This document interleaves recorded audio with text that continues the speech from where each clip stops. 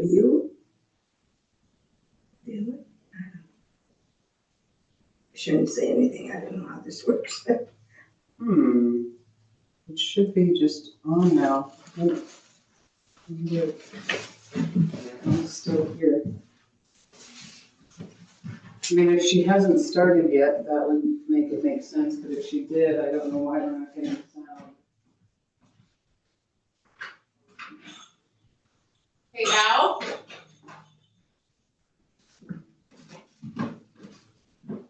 Al still here? Dang it.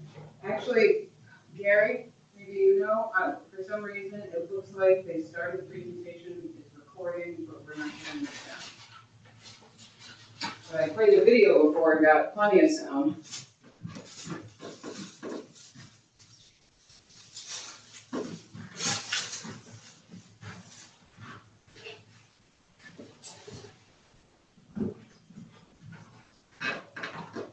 So it's going right now, huh? It appears to be, because it said we're recording and we had to approve that. And the receiver's on, it should be broadcasting it through all the stuff, shouldn't it? Yeah, I mean, when I played the video before, it played just fine. I didn't have to. And you're on audio, I assume you click that. Well, that's for your audio, for our audio, so they could hear us. I had that muted so that we would be muted, but just to see if it made a difference, but it's not, because we're not hearing anything. Hear a siren. And so we have no camera, so that's why camera's not lit. So the audio and video is for us. But it should, do you have any idea if there's another component or? No, I don't know. Every time I've used it, just like you, when I put a movie on or I put YouTube on, and It just starts playing. everything worked. What does the word view mean? Oh, it's like what it appears like on the screen. This doesn't even react. And it's to this, you need this. And I'm trying to work with the receiver. And the receiver's on, so this should. Email gallery shared content. I don't understand. You'd think that. You're over 50, lunch on. Yeah, it's an over 50, they're doing a presentation and they're zooming it, but we're not able to get Is it sound. playing? It appears to be, because it told us it was recording, so I don't think it'd be recording if it wasn't playing. But I haven't seen anything change yet, like. Well, I was wondering, Yeah, it's wouldn't, So there's gotta maybe be they- something more than a static picture. Maybe they have some technical difficulties on their end. Yeah. Usually Did you come for this? No, but I do it at Viola. Gotcha. So that's why I heard you. I'm like, it's on. She's usually pretty good.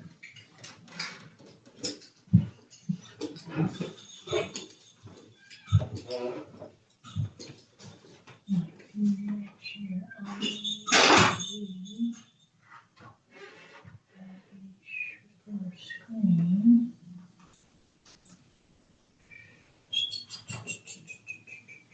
Video. Public. Wasn't that kick up there? Well, this is an exciting show we've got here. Yeah. One picture, no sound. It is, I would expect. Why would it be recording? Ours don't record. Well, it's supposed to be, I assume, recording us, what she was saying. I haven't No, worked with they this. don't record us. And the audio, we've gone to audio. Yeah, that's, or it was when I came Okay, in. so. See, all I can do is click on it. I would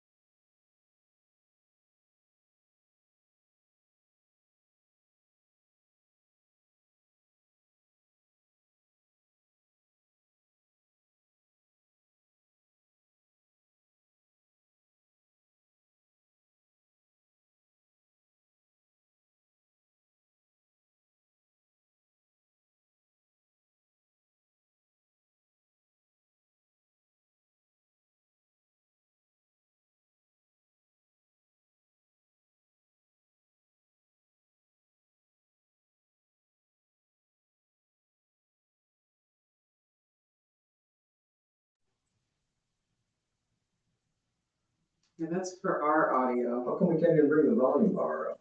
We've worked before with everything else.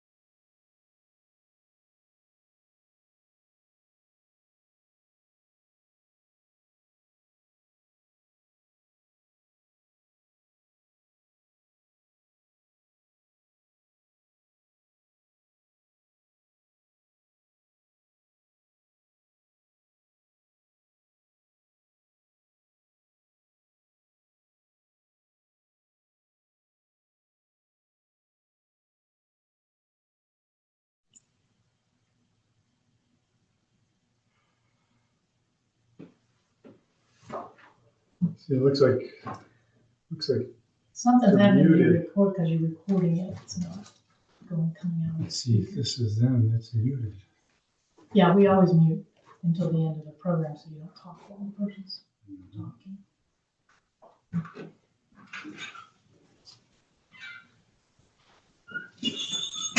That's fine. No luck? No, it was run on the internal speaker, but when you try to send it through new ones, and you can just switch it off and go back to the, why did it return back to the external speakers? Built-in speaker meaning the TV speaker? Yeah, 'cause that worked. I mean, we had sound for a little bit, but then it automatically reverted, said, oh, no, we're no longer on the internal speaker. Huh. And you usually record it?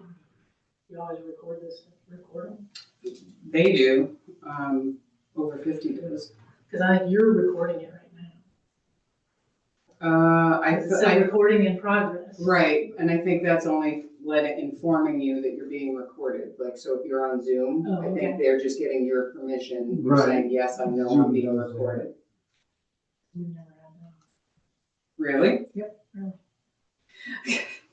Yeah, because that's the only way I've Unless ever she's changed it. encountered it on Zoom is it tells you recordings in progress and you We say. probably, ours is okay. probably blocked, we don't want people recording. Oh, that could be. That would be my thought. Yeah, and none of these, it's like, there's no camera, it's not like they can see who's here. So Right. there's no reason not to record it that I can think of. I don't understand why there's no Yeah, we have sound. no camera and no microphone, right? Right,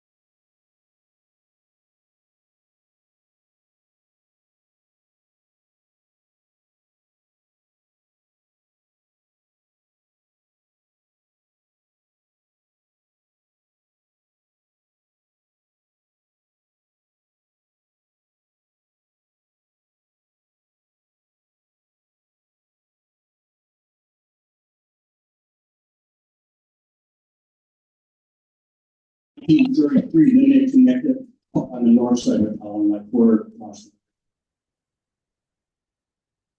So the people we have in Viroqua now is different from this one? Yeah. Milwaukee. Now I got some pictures of that one coming up. All right, this is one of the southeastern trains, and there's that depot, and it stops at the end. So street level is actually up at second level. I imagine they had to walk stairs to get down to the train. There's no sound. There's a train, looks like it's ready to go. Has to be on. Green ship. Oh, it's better now. They There's another train down there.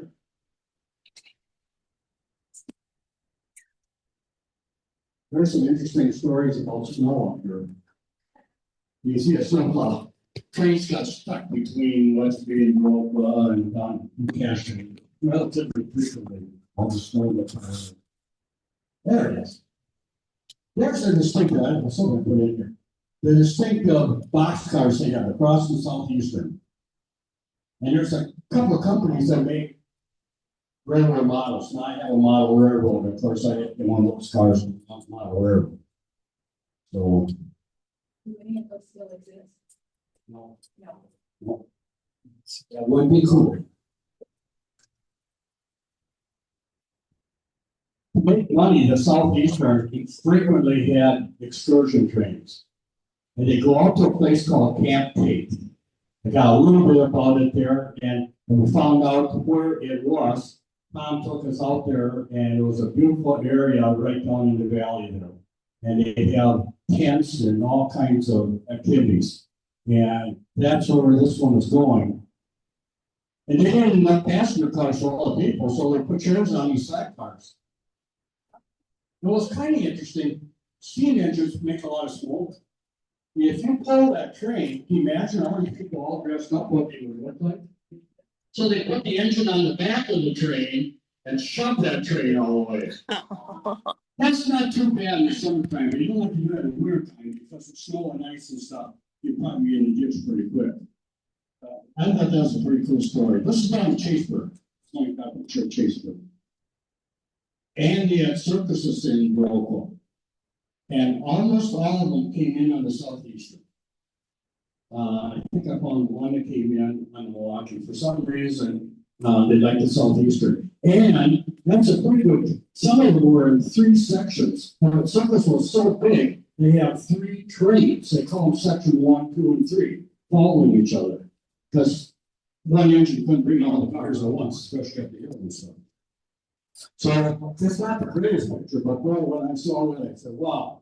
Because who would think to go out here a picture in 1910 or whatever of that? And that's a problem with building along a creek, a river, especially in the valley, that's got all these coulees to the left and right, and all the water that comes pours down through the valley. And they kept rebuilding and rebuilding. How they made any, well, they did make money. I think 1 year they showed a profit. It's like, you know, there's so much expense in running a railroad. And you got to fix up something like that. It's really expensive. And there's some of that snow.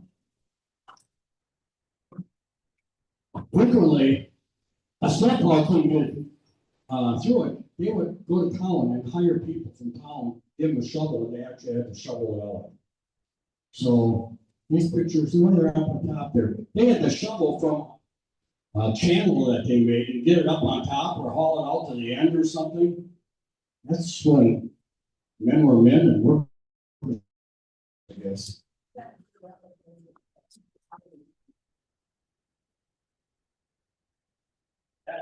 That should be a great time. I think most things are shot before that, but there are a lot of people that need money.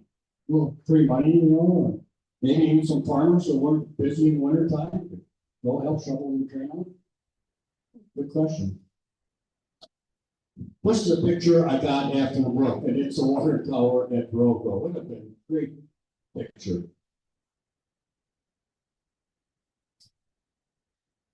They couldn't afford to run the passenger trains, so they experimented with these little rail cars. And they had 3 or 4 different ones that they tried. And this was gasoline powered. It hold about 35 people. And They could make several trips a day, just one car going back and forth. But this was right about the time that everybody got their own automobile. The buses came out, and they still couldn't compete. One little quick story, one of the cars they tried like that was a steam powered.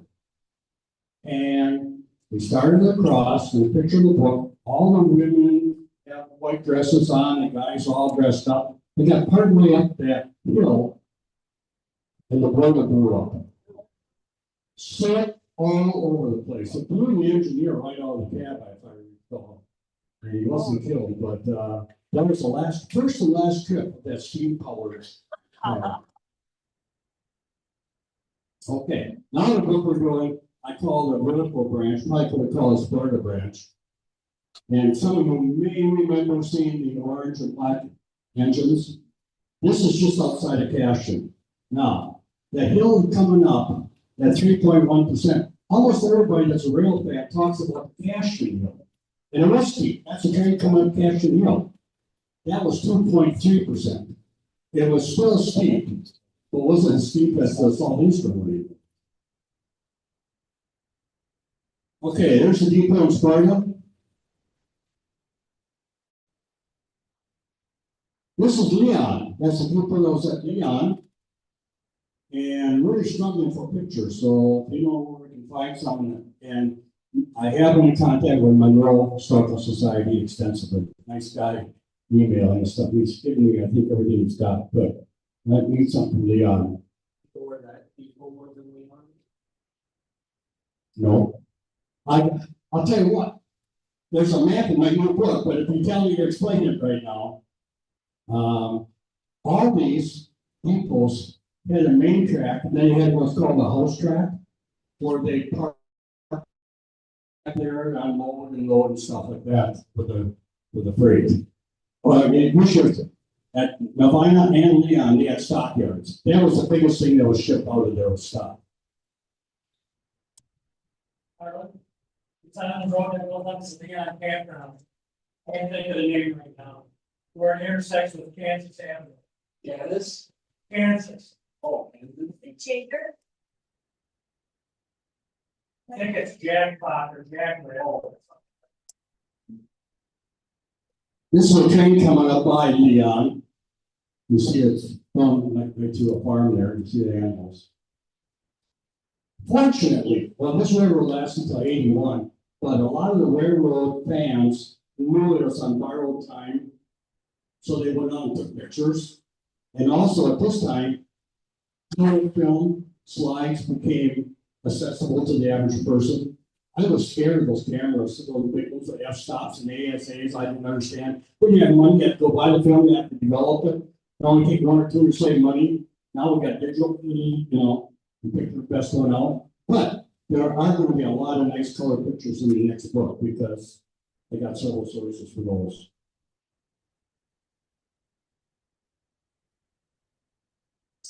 There's a Melvina depot.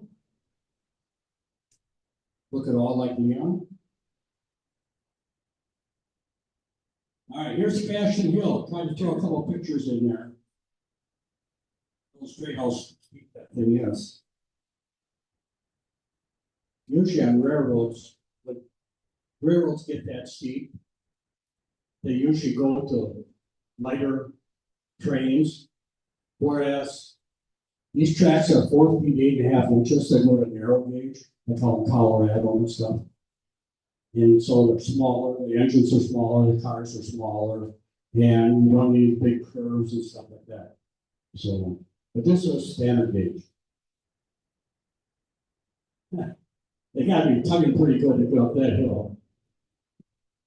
Can you imagine? What about when it's raining? How about when it's snowing? What about with ice on that rail? There's not a lot of grip between railroad car wheel and that rail. They say it's about the size of a dime that's in contact.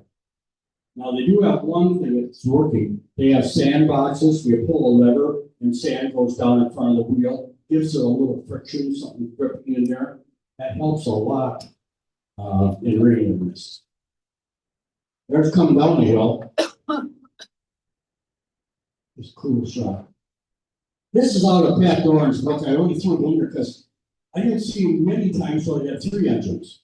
Usually there was 2 engines on the trains. I've seen some pictures of 1, but this one had 3. And the train isn't very long. It's only got, what, 3, 4, 5, 6, 7 cars? That could be. Maybe a loader with lead or something, huh? You know. Maybe they had another, maybe one of the engines broke down, they had to throw another one in there or something. I don't know what happened. Here's the caption, people.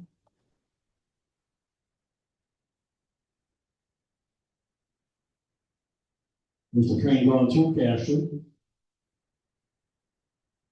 Or servicing it, maybe that's on 2. Mary, I really like finding obscure locations. In Newry, I hadn't heard about, but there's a tiny little town there for a while. And they even had a railroad siding put in for stock yard and stuff. They even petitioned the ICC to get a depot, so the railroad supplied this very fancy depot. It does have windows on the other side. I want to turn those side in.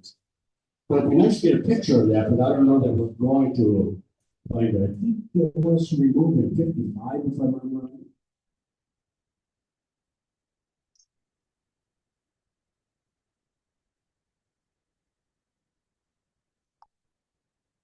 We just came up from Cashin to Westby and Viroqua. You would never guess a railroad went along the highway there anymore.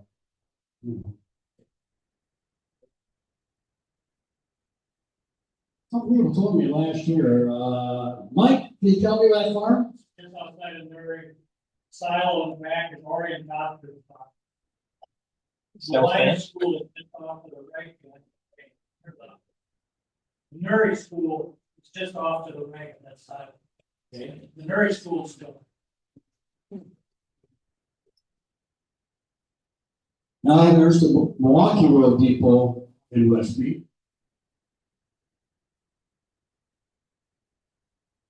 And there's the one you were talking about. There's the broken one that's still standing. It's a private business now, or residence business.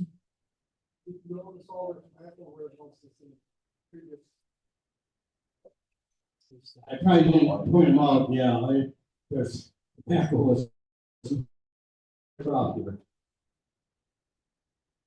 I worked in it one summer. Lifting those laps of tobacco up in the drying barn. I didn't realize I was allergic to them. My whole body broke out.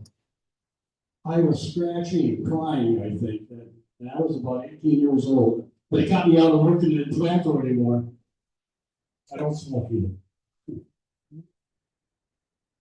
There's a train coming through Westby. The 555 triple nickel was one of the famous ones that ran a lot on this line. So a lot of the pictures have the 555 in it. Was it? Who was it? Mike? Did you send me that comparable picture nowadays? I have to sort of all that spot. Yeah. It's really fun looking at before and after pictures. They take so much space in the book, but it's really neat. You know, everything growing up, you know, all the trees and foliage since that time, you wouldn't recognize that. There's Buggy.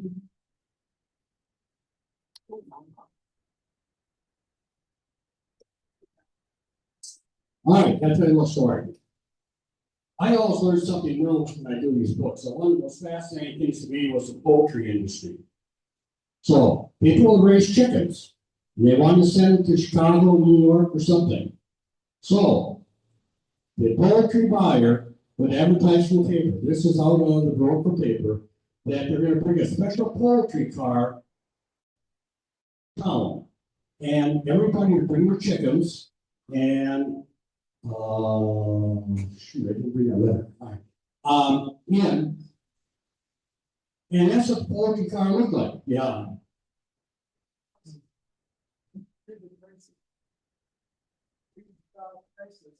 Oh, the prices. Yeah. Yeah. Oh, this is 1941. That's all I understand. Read the prices so they can hear us. Oh, I gotcha. The following prices will be paid: hens 16 cents, springs 22 cents, ducks 16 cents, old roosters 8 cents, turkeys 20 cents, pigeons $1 a dozen. So most of the poultry was chickens, but I think the could ship geese and stuff like that. Now, this picture is actually taken in Barron, but it's the same type. I didn't find one from the Viroqua of this. But you see the horses and buggies lined up bringing their chickens? Now, I'm going to read this. I had it on a piece of paper, but it's in my car. This is out of the Barron paper, but it describes every town that had these poultry cars. The site of the depot was an interesting one. Special poultry car for shipping poultry had been provided.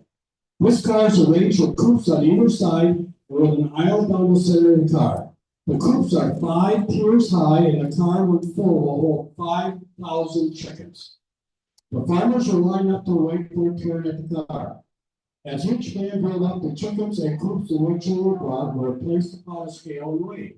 The chickens were taken from the coops and put right into the coops in the car, after which the empty coops were reweighed and their weight deducted from the gross weight, leaving the exact weight of the fowls each coop contained.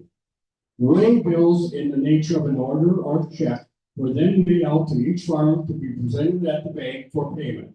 The buyers paid 7 cents per pound for oil hens and 12 cents for spring chickens. The frightened fowls made a terrible commotion as they were taken from the coops and placed in the car. One would think he had gotten into a great barnyard at feeding time to hear the noise. Mr. Gerke, the purchaser, was apparently well satisfied with the business done here and will doubtless return next year for another load. Now, that's really interesting. By the time I was doing that for another book, I found out the hobby shop in Eau Claire had poultry cars. A company started making poultry cars. I bought one real fast and I tried to replicate the farmers coming up and bringing the chickens. I had a few, they're not in great shape, very nice ones. And I bought some chicken coops on eBay and painted little white inside of them, and that's my poultry. Now, what's really interesting, every railroad car has to have a number, like a VIN number and an automobile. Like this stock car is 15037. I don't know if you can see that number on that car right there. It is 682. I'm going to back up. This is the car in Barron, 682. Well, coincidence or whatever you want, I don't know. So it's got a special place on my home train layout, obviously. I'm going to throw some other stuff in here and try and keep your interest now. Is Trent Briggs in? If you follow the internet, Trent Briggs, I think he lives in Gaines Mills, has been posting a lot of railroad pictures from around the area, not on these two lines. So I thought I'd boost a couple that you can see what they look like, because they're not all directly from Viroqua here. What interesting to me, did you know that the railroad used to go right down 2nd Street to Crosse? Yeah, okay, you never know it now, of course, but this is a streamlined train called the Zephyr. So it's coming north, right down 2nd Street. There it is up there. So it's got model, what, T's or A's or whatever they are. The top one's a little later, it's got a bigger engine. So they always did have the line out by the bluff out there, but that was the freight line. The passenger line was downtown. Then later they built that passenger depot, if you remember, out by the golf course. Then they abandoned the dock. They couldn't have trains running downtown with all that traffic. A lot of those buildings were raised after the 1965 flood. 65 was one of the worst floods in Wisconsin history, at least, right Midwest. It flooded out a lot of stuff. He just said a lot of buildings were raised after that 65 flood. It did damage to everything around. So. One building where the building where the process of the back road will bring the in from the valley. Did anyone see that passenger depot at the foot of the bluff? Never seen it. Never took a train, unfortunately. That's a pretty fancy depot out there. All right, Stoddard. There's the Stoddard Burlington depot. The one you saw before was the Crosse Southeastern. Ferry Hill Depot, links to, these are just copied off Facebook. I have to- Three, Potosi, Castle, Bagley, Wyoming. Every little town had to have a train depot. You pump it on and off. Prayer machine. One thing, top one is the original prayer machine. I don't know when they raised and put up the nice brick building. I haven't been to Prairie for years. Is that people switched in? Yeah, it's still there. Yeah. Being a stuff uses it. Once they're brick, they're a lot more durable than the wood ones. We're talking about the books a little bit right now. The first book I did was called The Milwaukee Line. I grew up in Trumbull County. I wanted to learn about that railroad. And it went through Milwaukee, Geneva, strongly familiar, Osseo. And a lady up by Osseo, I wrote up the pictures. I went off to see Lois Gunderson, and she told me that picture. Little man, this is a buckwheat mill, just outside of Osseo. And so Highway 10 is back here, and this is County Road, whatever. And I saw that, I thought, wow, but look at all the water spots on it. You know, how do you put that in the book? So I went out and bought Photoshop Elements, not knowing a thing about it. Started reading, took a couple of basic night classes, and spent a little time. And when I got done, it looked like that. And that's the first, you know, nowadays you go and shoot a picture digital. It's so fine, its resolution's good. Most people weren't taking pictures of trains back in 1910. We're lucky to get any picture. A lot of it had creases in them, you know, and watermarks and stuff. And so, what you basically do, for those of you who understand, you copy and paste. You copy these and paste them over, copy this, paste it over, and so on. You paint out the sky, you can lighten it, there's a sharpen button either, and so on. So it takes a little time to get the pictures to look like the quality that's in the books. I like them when they're done. A couple things. Notice a little hand car. Everybody thinks that'd be fun. It's work. They're a lot harder to push than you think.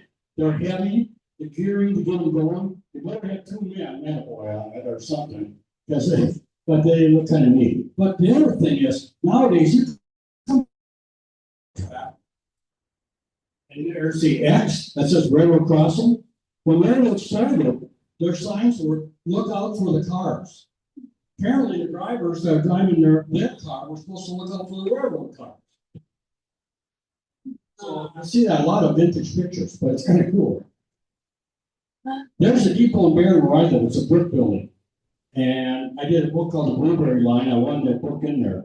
So after 2 days, it looked like that. And several people have built model railroads based on my books. My railroad was built before I started doing the books. I wish I could go back and do something like Coon Valley Road line and stuff like that. But a guy built a model of that depot. He brought it to a train show. I said, sir, I've been trying to build them for years. They look horrible. I threw it in the box, I quit. I said, sir, if you ever want to dispose of that, I would like a chance at it. And this was in Menominee. He came back on Sunday night packing up and he said, I don't have a job right now. I really could use some cash. Right now, that depot is on my layout. So he could use a blueprint to make that for me. Not for me, but I ended up with it. Another thing I like to, I love old railroad ads. This one was in Cashton, and they brought the buggies in on railroad cars to sell to everybody. Everybody had horse and buggy in those days. And you could throw that in the book, but with a little bit of time, they come out looking like that. I think that looks a little better in the book. I really enjoyed trying to clean up that kind of stuff. People ask where you get your information. Vernon County Historical Society. Ask Brian back. We went down there twice. They have so much stuff. They were awesome supplying information. Museums have stuff, but I get a lot of the notes from old newspapers.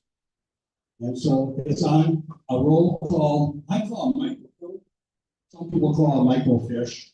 And you just sit there for hours and go through pages and copy it down. Or this one's machines in Rice Lake. I go to Rice Lake, neighboring town, And I can push a button and it'll copy that page to my flash drive. And I can take the flash drive home from my computer and look at it. So it's really nice. It just takes a lot of time to go through those.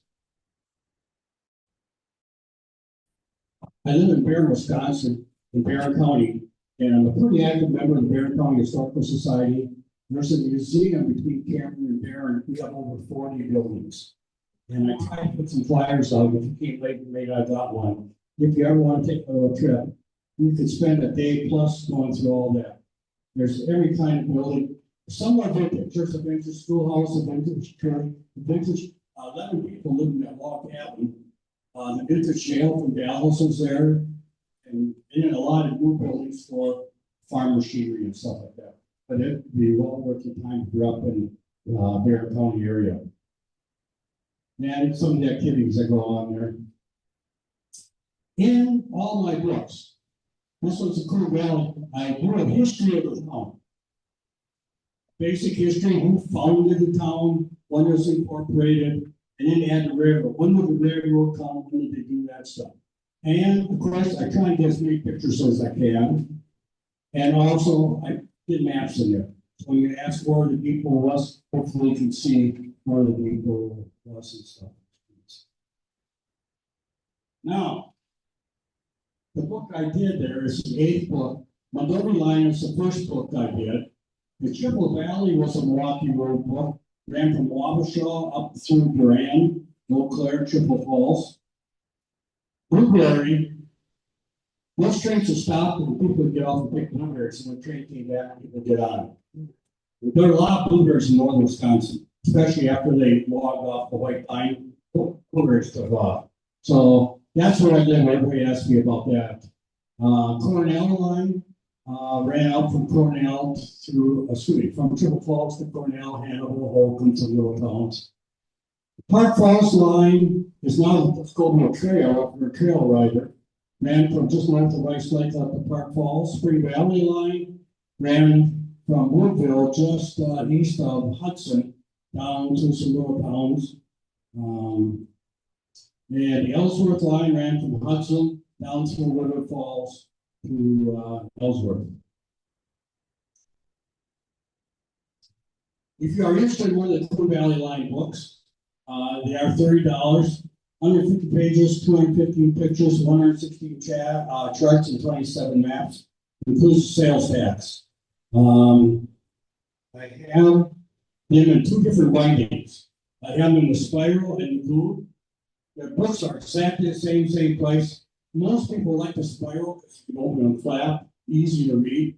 But the book collectors like this because it fits on a shelf better and you see the name. So that's understandable too. This means I got to carry 16 different books around here to show I do instead of 8. That's my math. I think we're getting close to the end finally. I tried to limit to an hour. I'm an hour and 2 minutes. Anybody have a question? Comment? Yes, sir.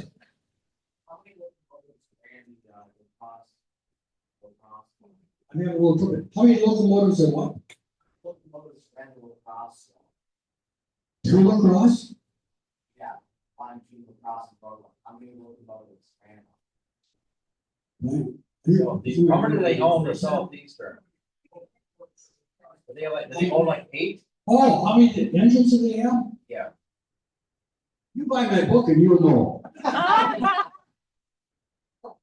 What is it? I could go what, 8? Yeah, I think it's wrong. It's 8. And sometimes when they didn't have enough power, they would lease some from the Burlington or the Green Bay Western. So once in a while they'd have some engines there. And sometimes they buy an engine from one of those that company didn't want too. I have a history of each of the engines on the book there. We were talking with a Cargill historian. No, I didn't know there was a Cargill historian. I was on their website. Yeah. And he said the best thing that ever happened to Cargill was getting rid of them. Oh, without a doubt. And William Cargill's son, Sam, is the guy who wanted to really build it and got it kind of built. And Dad had to bail them out. And then they went out west and tried to build a railroad out there that really went belly up. And that's in the book too, and stuff, so sometimes have big ideas, you know, but money isn't all of us can be made. More questions? Let's see. Oh, since I do all these picture shows, if you ever come up with any pictures, my email address, I got a card over there, it's in the book and stuff, just let me know. I might get back in the area sometime to add some pictures to the show or something like that. But I would like to thank you for coming and make our trip.